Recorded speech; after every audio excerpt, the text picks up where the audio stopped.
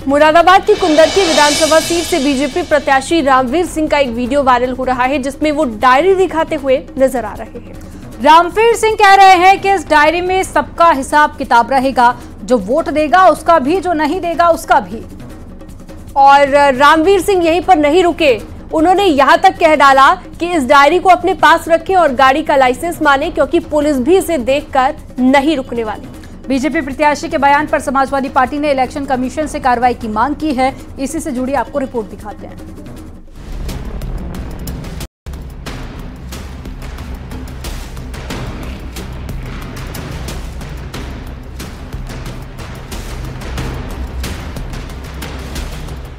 मुरादाबाद की कुंदरकी विधानसभा सीट पर होने वाले उपचुनाव में भारतीय जनता पार्टी ने रामवीर सिंह ठाकुर को प्रत्याशी बनाया है। बीजेपी प्रत्याशी रामवीर सिंह ठाकुर वोटर्स को साधने के लिए एड़ी चोटी का जोर लगा रहे हैं। प्रचार के दौरान रामवीर सिंह ठाकुर ने मंच से बोल दिया कि चुनाव जीतने के बाद बीजेपी के पन्ना प्रमुख को किसी भी ड्राइविंग लाइसेंस को रखने की जरूरत नहीं होगी। उन्होंने कहा कि बीजेपी के पन्ना प्रमुख की डायरी ही उनका लाइसेंस होगी। किसी पुलिस वाले में हिम्मत नहीं है जो उसे पकड़ ले।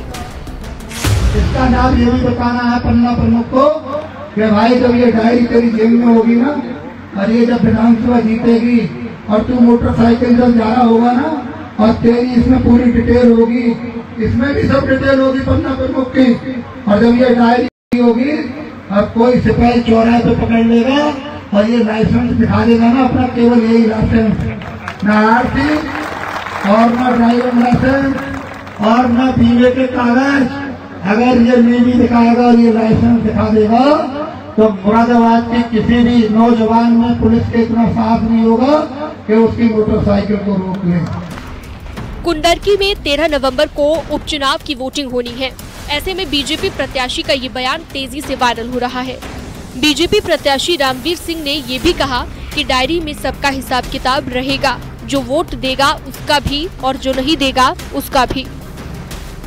60 लोगों का इसमें रखेगा और इसी में ये निश्चित करेगा कि कौन सा वोट हमें मिल रहा है और कौन सा वोट हमें नहीं मिल रहा है।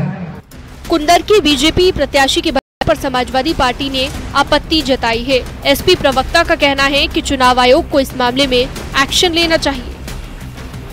देखिए, मैं समझता हूं कि चुनाव आयोग को उसको संज्ञान में लेना चाहिए कि जिस तरीके से डरा करके धमका करके लोगों का ये वोट हासिल करना चाहते हैं, और हम समझते हैं चुनाव आयोग से आपके माध्यम से मैं आग्रह करता हूं कि उनका नामांकन अविलंब खारिज कर दिया जाए, उनको डिस्क्वालीफाई कर दिया जाए, क्योंकि इस तरीके के मन से बयानबाजी दे करके आप लोगों को क्या बताने का काम कर रहे हैं कि ये लाल डायरी है, ये तुम्हारे लिए लाइसेंस का काम करेगी, कोई सिपाही भी तुमको नहीं छू पाएगा। अरे जायज काम होगा तो सिपाही क्या कप्तान भी आपकी बात सुनेगा। वहीं बीजेपी ने अपने प्रत्याशी के बयान पर सफाई दी है।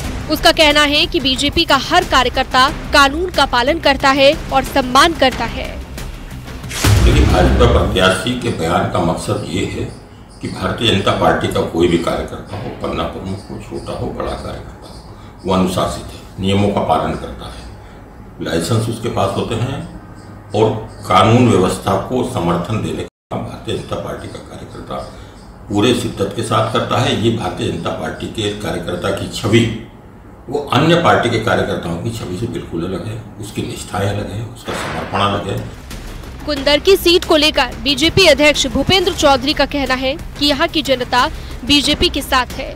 लोकसभा में कुछ सीटें ज्यादा आने से विपक्ष बढ़ चढ़कर बयानबाजी कर रहा है, लेकिन लोग बीजेपी के विकास के काम को ही चुनेंगे। तो लोकसभा में कुछ परिणाम उनके अपेक्षा अनुसार आए तो जहां जहां वो जीते उसकी कोई चर्चा उन्होंने नहीं की। तो ये उनका एक माइंड सेट है और उत्तर प्रदेश की जनता और देश की जनता उनके इस सब एजेंडे को सब जानती है। जहां तक कुंदरकी का विषय है, कुंदरकी की जनता सरकार के साथ है, भारतीय जनता पार्टी के साथ है, और भारतीय जनता पार्टी ने जो काम किए हैं बगैर किसी भेदभाव के, उन कामों के साथ है। कार्यकर्ताओं में जोश भरने के नाम पर विवादित बयानबाजी पहले भी हुई है। योगी कैबिनेट में शामिल होने के बाद एसबी चीफ ओम प्रकाश राजभर ने इस साल मार्च में अपने कार्यकर्ताओं से कहा था कि जब भी थाने में जाओ तो सफेद नहीं पीला गमछा लगाकर जाना, इससे दारोगा जी को तुम्हारी शक्ल में ओम प्रकाश राजभर दिखेगा। कुंदरकी से बीजेपी प्रत्याशी रामवीर सिंह ठाकुर के बयान के बाद अब सियासी वार पलटवार तेज हो गया है। मुरादाबाद में आदर्श चुनाव आचार संहिता लगी हुई है। अब देखना ये होगा कि अगर विपक्ष इसकी शिकायत करता है तो पुलिस प्रशासन क्या एक्शन लेता है। न्यूज़ 18 के लिए ब्यूरो रिपोर्ट।